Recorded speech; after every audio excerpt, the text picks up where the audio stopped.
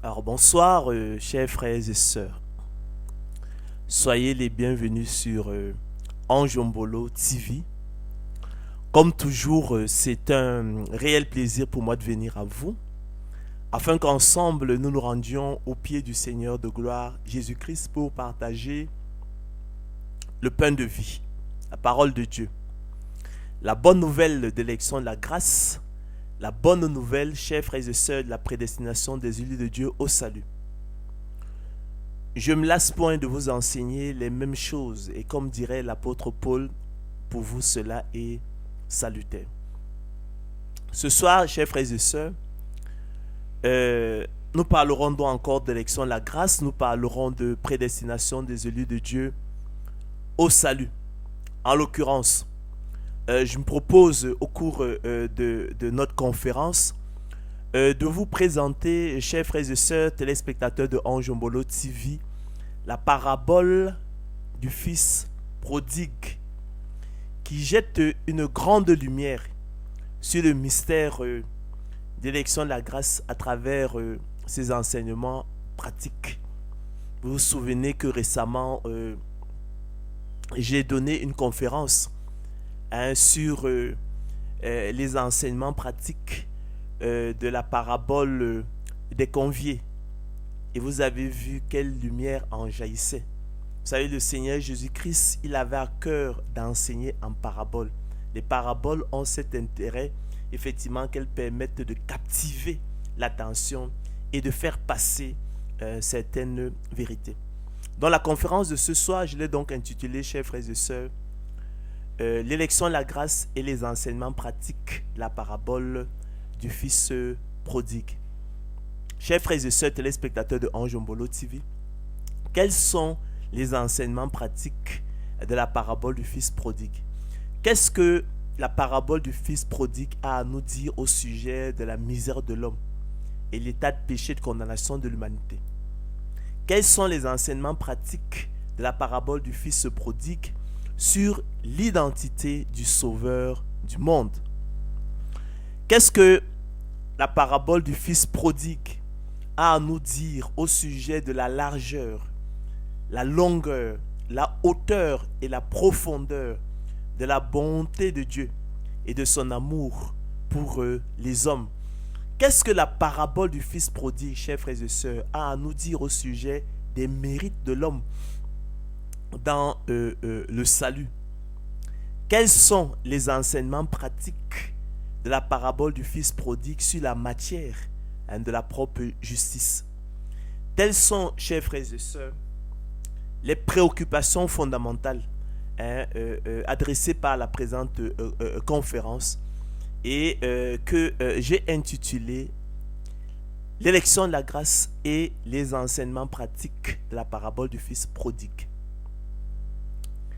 Chers frères et sœurs téléspectateurs de Anjombolo TV, la parabole du Fils prodigue, que certains commentateurs bibliques appellent encore plaisamment la parabole du Fils perdu, est une parabole relatée par le Seigneur de gloire Jésus-Christ en Luc 15, 11 à 32, à un seul oncle est écrit. Un homme avait deux fils, écrit le Seigneur Jésus-Christ. Le plus jeune dit à son père, « Mon père, donne-moi la part de bien qui doit me revenir. » Et le père leur partagea son bien. Peu de jours après, le plus jeune fils, ayant tout ramassé, partit pour un pays éloigné où il dissipa son bien en vivant dans la débauche. Lorsqu'il eut tout dépensé, une grande famine survint dans ce pays et il commença à se trouver dans le besoin. Il alla se mettre au service d'un des habitants du pays, qu'il envoya dans ses champs garder les pourceaux. Il aurait bien voulu se rassasier des carouges que mangeaient les pourceaux, mais personne ne lui en donnait. Étant rentré en lui-même, il se dit: combien de mercenaires chez mon père ont du pain en abondance, et moi ici, je meurs de faim.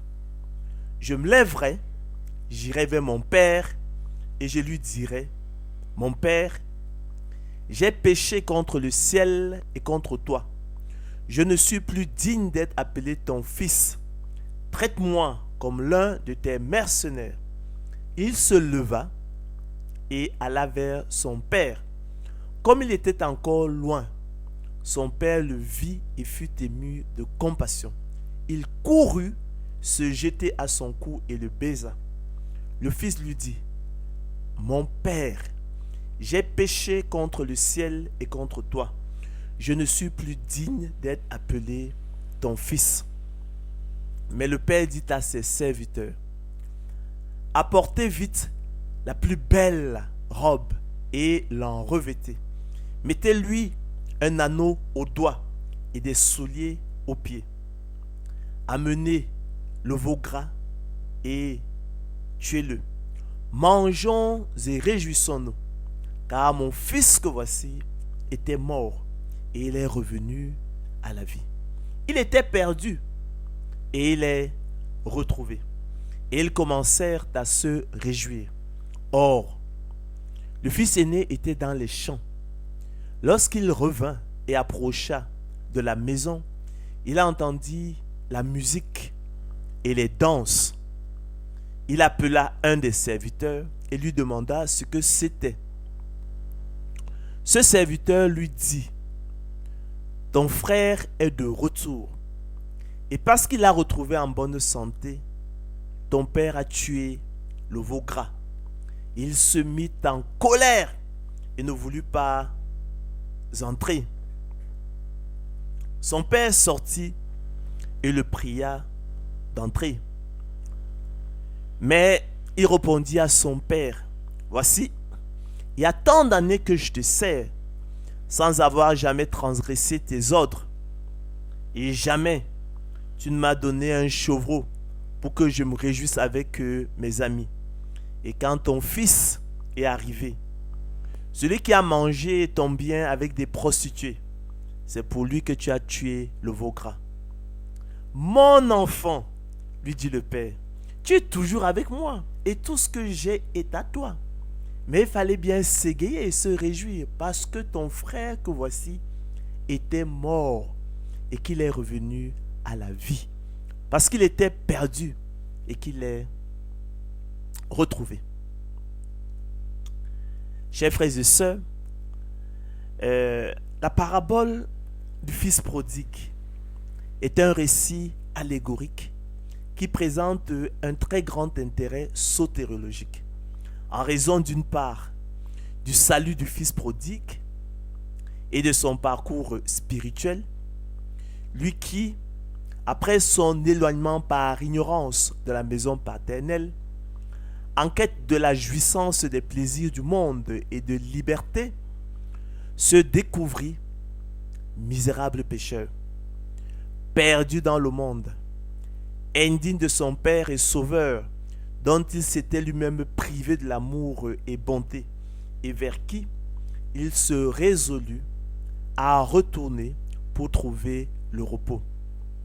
Et d'autre part, chers frères et sœurs, téléspectateurs de Ange Mbolo TV, en raison du refus de la grâce de Dieu du Fils aîné et de son parcours spirituel marqué par une méconnaissance des voies de Dieu en matière de salut, lui qui, ignorant de son péché, de sa misère, de son besoin de repentance et de la grâce de Dieu, se regardant comme juste à ses propres yeux, persécutant son frère cadet repentant lors de son retour à la maison paternelle, après que ces derniers aient dilapidé tout son héritage en vivant dans la débauche, regardant d'un mauvais œil la bonté, la compassion et la miséricorde de son Père envers celui-ci, et qui étala ainsi au grand jour son aveuglement et sa mort spirituelle en dépit de son apparente respectabilité tout extérieure.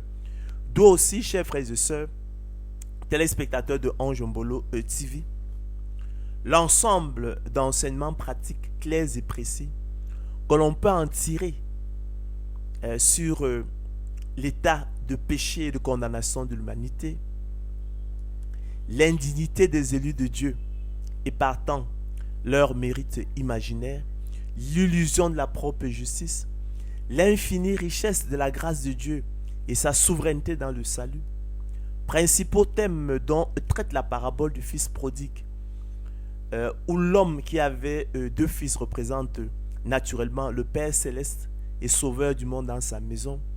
Le fils prodigue, tous ceux qui se découvrent perdus, malades, misérables pécheurs et mendient en conséquence la miséricorde divine sous l'effet du don de la repentance.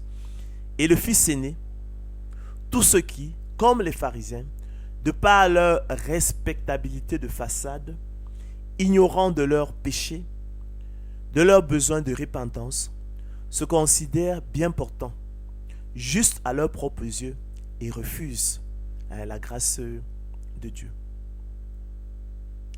Ainsi, chers frères et sœurs, il apparaît clairement que, de même que le fils prodigue, à son retour dans la maison de son père, s'est reconnu lui-même indigne d'être appelé son fils.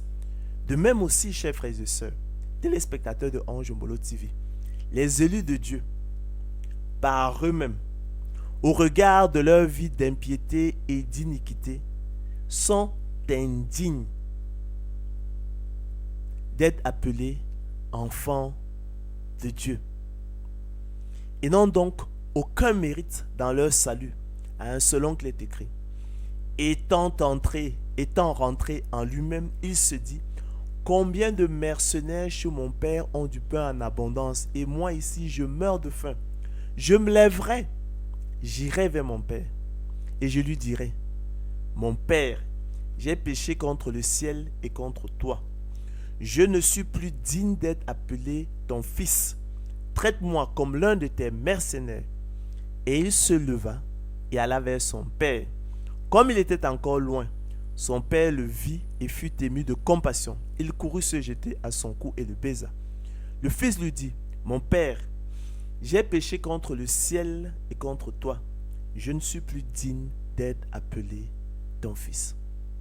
Donc, de même que le fils prodigue, à son retour dans la maison de son père, s'est reconnu lui-même indigne d'être appelé son fils.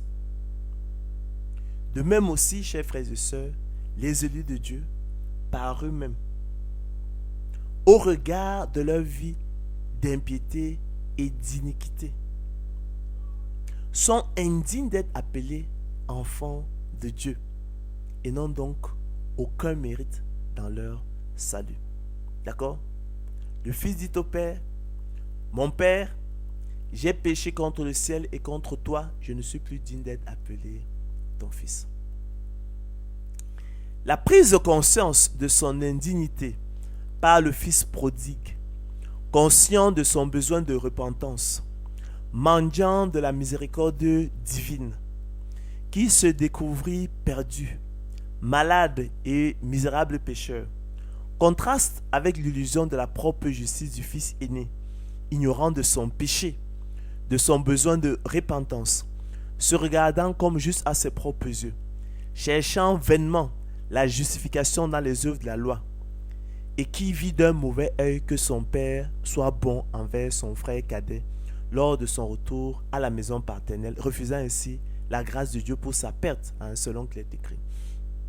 Le fils aîné était dans les champs. Lorsqu'il revint et approcha de la maison, il entendit la musique et les danses. Il appela un des serviteurs et lui demanda ce que c'était. Ce serviteur lui dit: ton frère est de retour, et parce qu'il l'a retrouvé en bonne santé, ton père a tué le veau gras. Il se mit en colère et ne voulut pas entrer. Son père sortit et le pria d'entrer.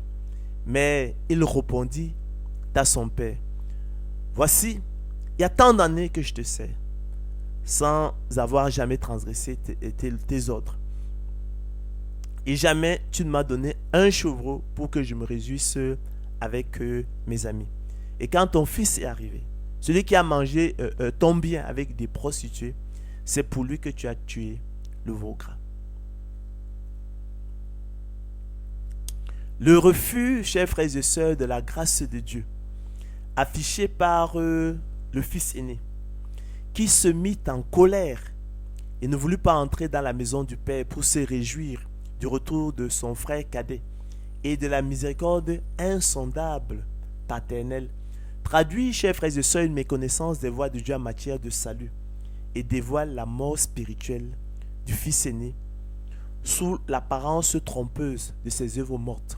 Cette attitude, chers frères et sœurs, pleine de présomption, fait penser aux murmures récurrents des pharisiens et des scribes qui accusaient le Seigneur de gloire Jésus-Christ d'accueillir les gens de mauvaise vie et de manger avec eux, et qui furent repris par Jésus selon qu'il est écrit. Alors, tous les publicains et les gens de mauvaise vie s'approchaient de Jésus pour l'entendre. Et les pharisiens et les scribes murmuraient disant, « Cet homme accueille des gens de mauvaise vie et mange avec eux. » Mais il leur dit cette parabole.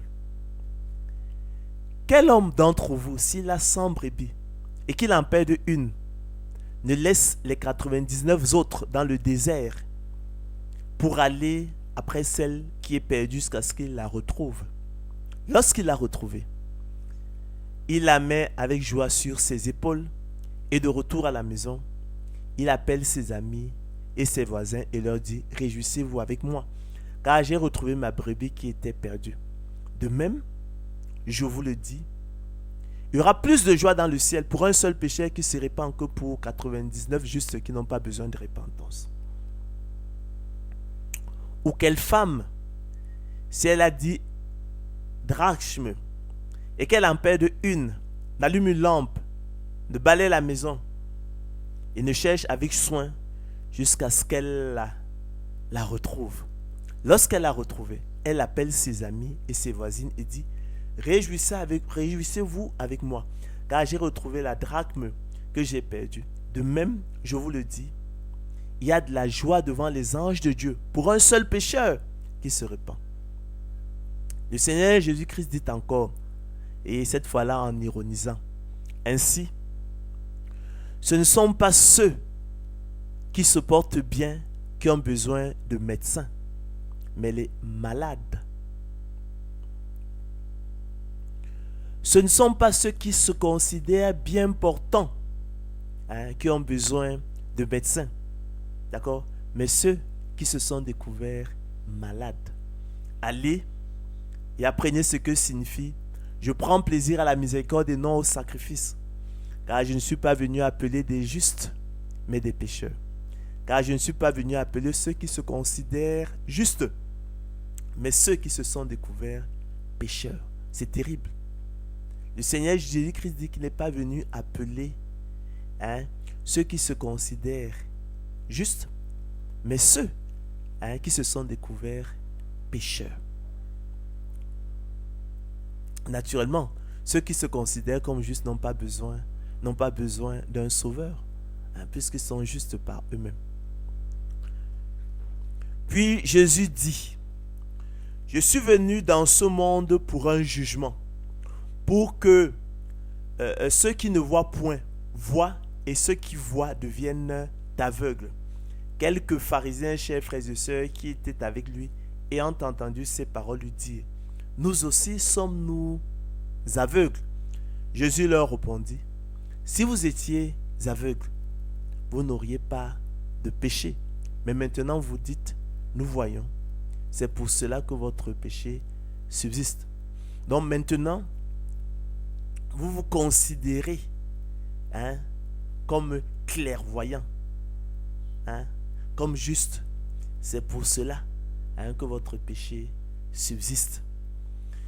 En refusant la grâce de Dieu, chers frères et sœurs, téléspectateurs de Ange Mbolo TV, pour rechercher vainement la justification dans les œuvres de la loi, le Fils aîné et les apôtres de l'évangile de la gloire de l'homme s'abusent eux-mêmes et se privent ainsi de la grâce du Père céleste, Sauveur du monde, auteur du salut de l'homme, du commencement à la fin, auteur du don de la nouvelle naissance, auteur du don de l'esprit, auteur du don de la foi, et auteur du don de la repentance, selon qu'il est écrit. Il ne faut pas, écrit l'apôtre Paul à Timothée, qu'un serviteur du Seigneur ait de querelles. Il doit au contraire avoir de la condescendance pour tous, être propre à enseigner, doué de patience. Il doit redresser avec douceur les adversaires, dans l'espérance que Dieu leur donnera la repentance, pour arriver à la connaissance de la vérité, et que revenus à leur bon sens, ils se dégageront des pièges du diable, qui sait d'emparer d'eux pour les soumettre à sa volonté. Selon qu'il est écrit. Étant rentré en lui-même, il se dit, combien de mercenaires chez mon père ont du pain en abondance, et moi ici je meurs de faim. Je me lèverai, j'irai vers mon père, et je lui dirai, mon père, j'ai péché contre le ciel et contre toi. Je ne suis plus digne d'être appelé ton fils. Traite-moi comme l'un de tes mercenaires. Et il se leva et alla vers son père. Comme il était encore loin, son père le vit et fut ému de compassion. Il courut se jeter à son cou et le baisa. Le fils lui dit, mon père, j'ai péché contre le ciel et contre toi. Je ne suis plus digne d'être appelé ton fils. Mais le père dit à ses serviteurs, apportez vite la plus belle des robes et l'en revêtez. Mettez-lui un anneau au doigt et des souliers aux pieds. Amenez le veau gras et tuez-le. Mangeons et réjouissons-nous, car mon fils que voici était mort, et il est revenu à la vie. Il était perdu, et il est retrouvé, et ils commencèrent à se réjouir. Chers frères et sœurs, téléspectateurs de Ange Mbolo TV, la parabole du fils prodigue, dont le titre a souvent été justement critiqué, et que certains commentateurs bibliques pourraient également à juste titre appeler la parabole du père qui aimait ses fils se révolter, présente de nombreuses similitudes et donne les mêmes enseignements pratiques que la parabole du créancier et de ses deux débiteurs, relatée par le Seigneur de gloire Jésus-Christ à Simon, ce pharisien qu'il avait invité à manger avec lui dans sa maison et qui douta de sa personne car Jésus accueillit une pécheresse repentante selon qu'il est écrit. Et nous sommes là dans Luc 36 à 50. Un pharisien pria Jésus de manger avec lui.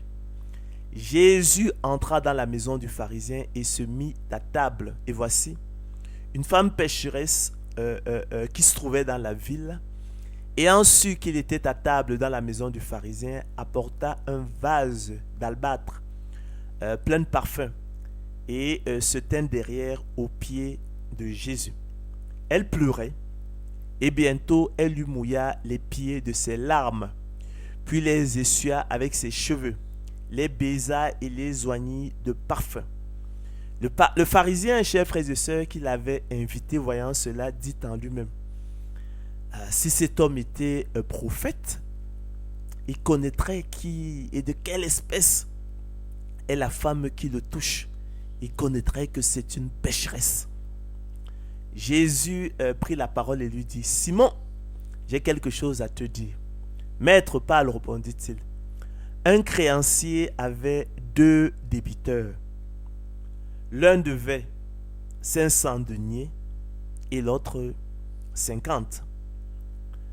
Comme il n'avait pas de quoi payer, il leur remit à tous 2 leurs dettes. Lequel l'aimera le plus? Simon répondit, celui, je pense, auquel il a le plus remis. Jésus lui dit, tu as bien jugé. Puis, se tournant vers la femme, il dit à Simon, vois-tu cette femme, Simon? Je suis entré dans ta maison et tu ne m'as point donné d'eau pour laver mes pieds. Mais elle les a mouillés de ses larmes, elle les a essuyés avec ses cheveux. Tu ne m'as point donné de baiser, mais elle, depuis que je suis entré, elle n'a point cessé de me baiser les pieds. Tu n'as point versé d'huile sur ma tête, mais elle a versé du parfum sur mes pieds. C'est pourquoi, je te le dis, ses nombreux péchés ont été pardonnés. car elle a beaucoup aimé. Mais celui à qui on pardonne peu, aime peu. Et il dit à la femme, tes péchés sont pardonnés. Ceux qui étaient à table avec lui se mirent à dire entre eux, qui est celui-ci qui pardonne même les péchés? Mais Jésus dit à la femme, ta foi t'a sauvé, va en paix. Chers frères et sœurs, téléspectateurs de Ange Mbolo TV. Alors, la parabole du fils prodigue, je l'ai dit précédemment, dont le titre a souvent été justement critiqué, et que certains commentateurs bibliques pourraient aussi à juste titre appeler la parabole du père qui aimait ses fils révoltés, présente également de nombreuses ressemblances et donne les mêmes enseignements pratiques que la parabole du pharisien et du publicain, relatée par le Seigneur de gloire Jésus-Christ en vue de certaines personnes s'abusant elles-mêmes et se persuadant qu'elles étaient justes et ne faisant aucun cas des autres, selon qu'il est écrit. Nous sommes là dans Luc 18, 9 à 17. L'évangile selon Luc est rempli de paraboles. Jésus-Christ dit encore cette parabole en vue de certaines personnes se persuadant qu'elles étaient justes et ne faisant aucun cas des autres. Deux hommes montèrent au temple pour prier. L'un était pharisien et l'autre publicain. Le pharisien debout priait ainsi en lui-même. Ô Dieu, je te rends grâce de ce que je ne suis pas comme le reste des hommes, qui sont ravisseurs, injustes, adultères, ou même comme ce publicain. Je jeûne 2 fois la semaine. Je donne la dîme de tous mes revenus. Le publicain, chers frères et sœurs, téléspectateurs de Ange Mbolo, se tenant à distance, n'osait même pas lever les yeux au ciel, mais il se frappait la poitrine en disant, ô Dieu, sois apaisé envers moi, qui suis un pécheur. Je vous le dis, celui-ci descendit dans sa maison justifié plutôt que l'autre. Car quiconque s'élève sera abaissé et celui qui s'abaisse sera élevé. On lui amena aussi les petits enfants afin qu'il les touchât. Mais les disciples, voyant cela, reprenaient ceux qui les amenaient. Et Jésus les appela et dit, laissez venir à moi les petits enfants et ne les en empêchez pas, car le royaume de Dieu est pour ceux qui leur ressemblent. Je vous le dis en vérité, quiconque ne recevra pas le royaume de Dieu comme un petit enfant n'y entrera point. Ainsi donc, écrit l'apôtre Paul aux Colossiens, comme des élus de Dieu, saints et bien-aimés, revêtez-vous d'entrailles de miséricorde, de bonté, d'humilité, de douceur, de patience. Supportez-vous les uns les autres, et s'il n'a un sujet de se plaindre de l'autre, pardonnez-vous réciproquement. De même que Christ vous a pardonné, pardonnez-vous aussi. Mais par-dessus toutes ces choses, revêtez-vous de la charité qui est le lien de la perfection. Et que la paix de Christ, à laquelle vous avez été appelés pour former un seul corps, règne dans vos cœurs. Et soyez reconnaissants. Que la parole de Christ habite parmi vous abondamment. Instruisez-vous et exhortez-vous les uns les autres en toute sagesse par des psaumes, par des hymnes, par des cantiques spirituels, chantant à Dieu dans vos cœurs sous l'inspiration de la grâce. Et quoi que vous fassiez, en parole ou en œuvre, faites tout au nom du Seigneur Jésus, en rendant par lui des actions de grâce à Dieu le Père. Ne ressemblez pas au fils aîné de la parabole du fils prodigue, qui, bien que physiquement dans la maison du Père, en était éloigné dans sa rébellion larvée et sa mort spirituelle. Dans son cœur de pierre d'homme animal et non régénéré, sa cécité profonde et son intelligence aveuglée, le fils aîné ignorait tout de sa misère, de son péché, de son besoin d'un sauveur, de son besoin de repentance et de son besoin de la grâce inconditionnelle de Dieu. C'est pourquoi aussi, dans son ignorance, il refusa de se réjouir avec son frère cadet de la miséricorde ineffable du Père, s'abusant lui-même en se persuadant qu'il était juste. Chers frères et sœurs, téléspectateurs de Ange Mbolo TV, croyez-moi, la condition finale du fils prodigue, lui qui reconnut son indignité devant le Père, est préférable à celle du fils aîné qui n'avait pas encore pris conscience de son indignité, ni senti sa misère spirituelle, qui ignorait qu'il était vendu au péché, perdu, misérable pécheur et tributaire de la miséricorde de Dieu, de sa pitié et de sa grâce inconditionnelle pour son salut.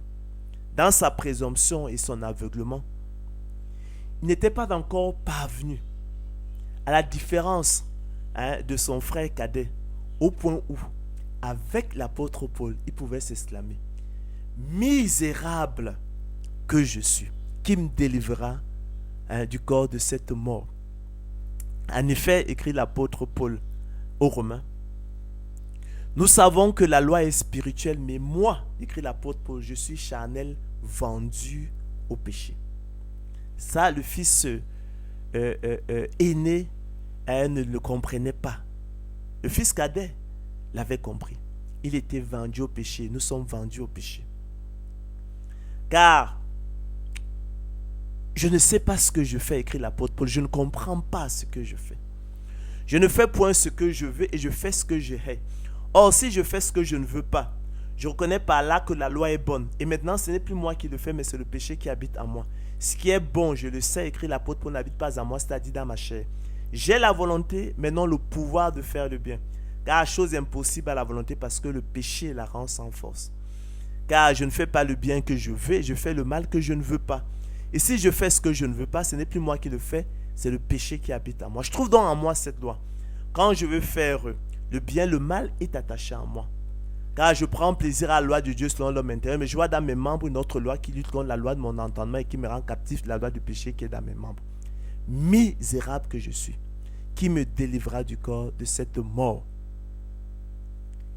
Grâce soit rendue à Dieu par Jésus-Christ notre Seigneur. À cet égard, chers frères et sœurs, voici le témoignage de l'apôtre Jean qui conviendrait parfaitement au fils aîné selon qu'il est écrit.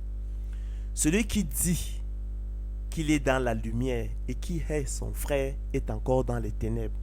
Celui qui aime son frère demeure dans la lumière, aucune occasion de chute n'est en lui. Mais celui qui hait son frère est dans les ténèbres, il marche dans les ténèbres et il ne sait où il va parce que les ténèbres ont aveuglé ses yeux. Quiconque ne pratique pas la justice n'est pas de Dieu non plus que celui qui n'aime pas son frère.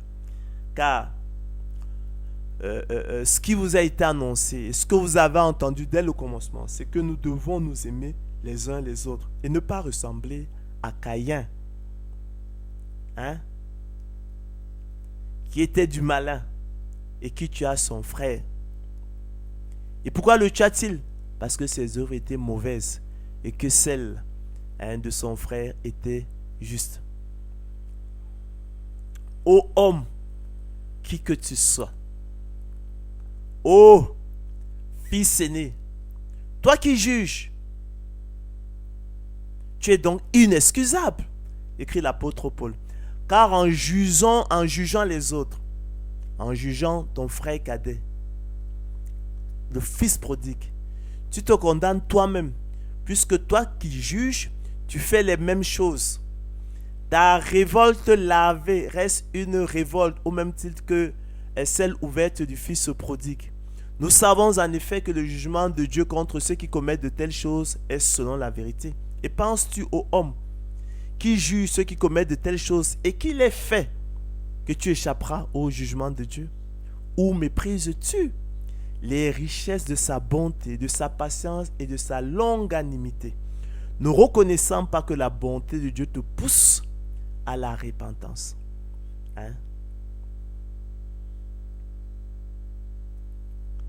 Mais par ton endurcissement et par ton cœur impénitent, tu t'amasses un trésor de colère pour le jour de la colère et de la manifestation du juste jugement de Dieu, qui rendra à chacun selon ses œuvres, réservant la vie éternelle à ceux qui, par la persévérance à bien faire, cherchent l'honneur, la gloire et l'immortalité. C'est le cas du fils prodigue repentant. Mais l'irritation et la colère à ceux qui, par esprit de dispute, sont rebelles à la vérité et obéissent à l'injustice. C'est le cas du Fils aîné et de tous les apôtres de l'évangile de la gloire de l'homme. Tribulation et angoisse sur toute âme d'homme qui fait le mal, gloire, honneur et paix pour quiconque fait le bien, dira l'apôtre Paul dans son épître aux Romains. Tels sont donc, chers frères et sœurs, les enseignements pratiques de la parabole du Fils prodigue sur le mystère de l'élection de la grâce, qui ne dépend ni de celui qui veut, ni de celui qui court, mais de Dieu qui fait miséricorde. Selon qu'il est écrit, le dessein de l'élection de Dieu subsiste, sans dépendre des œuvres et par la seule volonté de celui qui appelle.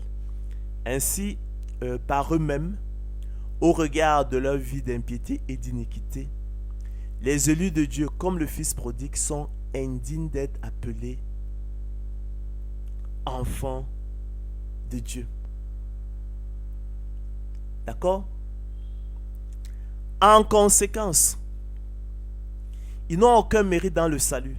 Et tous les mérites revenant exclusivement au Seigneur de gloire Jésus-Christ, auteur du don de la nouvelle naissance, du don de l'esprit, du don de la foi et du don de la repentance. De même, la propre justice, chers frères et sœurs, est une belle illusion qui traduit un aveuglement spirituel profond, le refus de sentir sa misère, une ignorance de son péché et de son besoin de repentance, la mort spirituelle de l'homme animal non régénéré, une totale incompréhension des voies de Dieu en matière de salut et le refus de la grâce inconditionnelle de Dieu selon qu'il est écrit.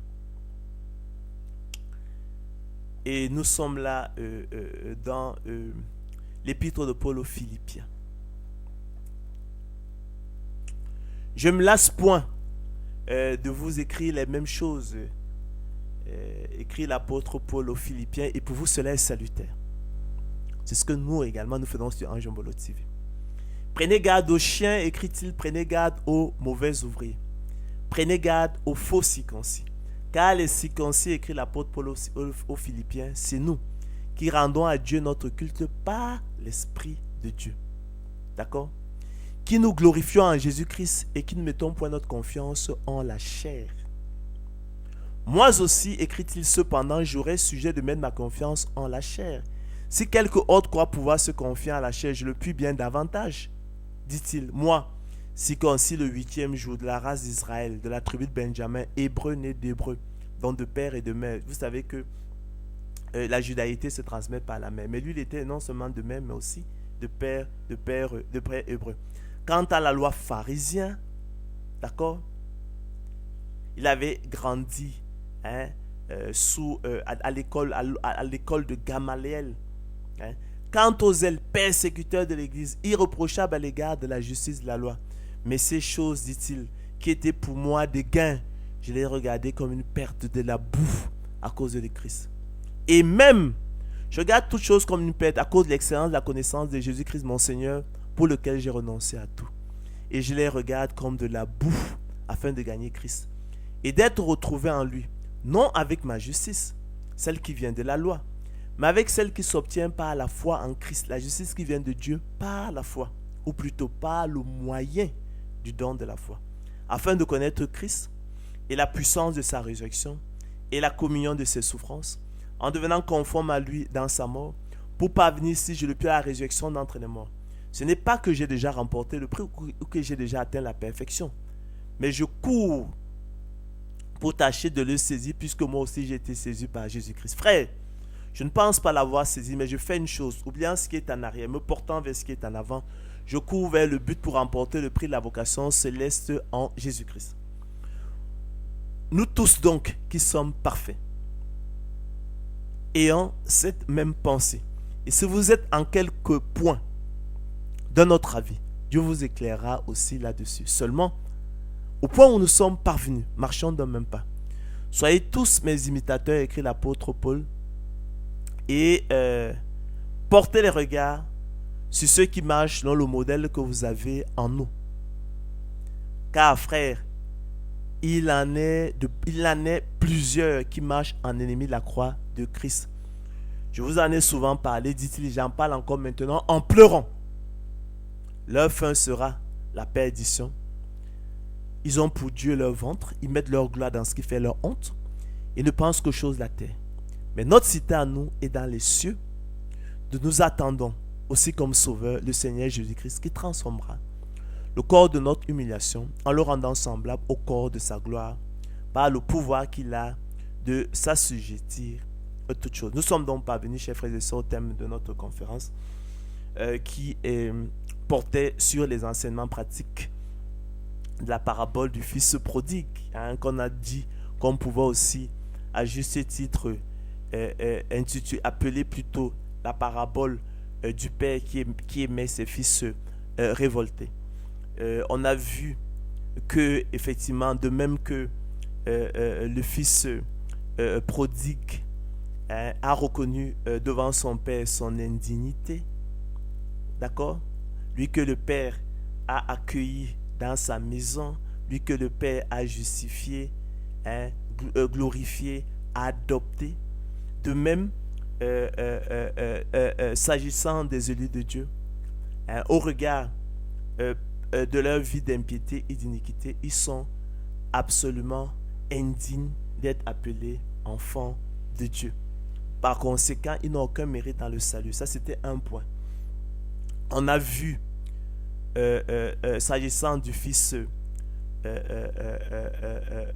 aîné, qui a refusé d'entrer dans la maison pour se réjouir avec son frère de la miséricorde du Père, que cela traduisait une incompréhension totale des voies de Dieu en matière de salut, une ignorance de son péché, de sa misère, et un refus, un refus qui se traduisait donc par un refus de la grâce de Dieu parce qu'il s'estimait propre et juste.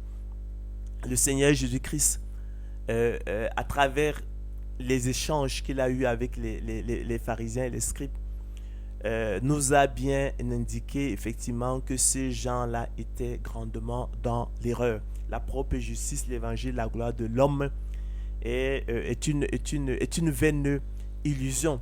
Vous qui recherchez la justification dans la loi, vous l'allez la chercher infiniment, vous ne la trouverez jamais. Donc, il faut renoncer à la propre justice. Il ne faut pas ressembler au fils aîné. Et on a vu que la position finale du fils prodigue était meilleure que celle effectivement du fils aîné, parce que le fils prodigue effectivement a reconnu qu'il était pécheur, il a reconnu qu'il était perdu, il a reconnu qu'il avait besoin de repentance, il a reconnu effectivement qu'il avait besoin de la grâce inconditionnelle de son Père. Tel n'était pas le cas effectivement du fils aîné, qui effectivement dans son ignorance, son aveuglement, sa mort spirituelle, s'est permis effectivement de rejeter la grâce de Dieu.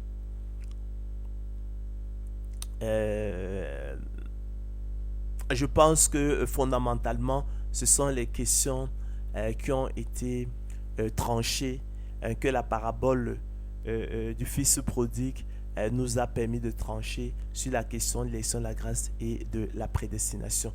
Donc, c'est une parabole qui, effectivement, confirme bien l'élection de la grâce, la prédestination. L'homme n'est pas sauvé par les œuvres, mais par la miséricorde de Dieu, la pitié de Dieu selon son propre dessein, le bon plaisir de sa volonté. Selon qu'il est écrit, c'est par grâce que vous êtes sauvés, par le moyen de la foi, du don de la foi. Et cela ne vient pas de vous, c'est le don de Dieu. Ce n'est point par les œuvres afin que personne ne se glorifie, afin que nul chair ne se glorifie devant Dieu. On peut résumer effectivement cette parabole par ce verset. Donc c'est par grâce que vous êtes sauvés, par le moyen de la foi, par le moyen du don de la foi.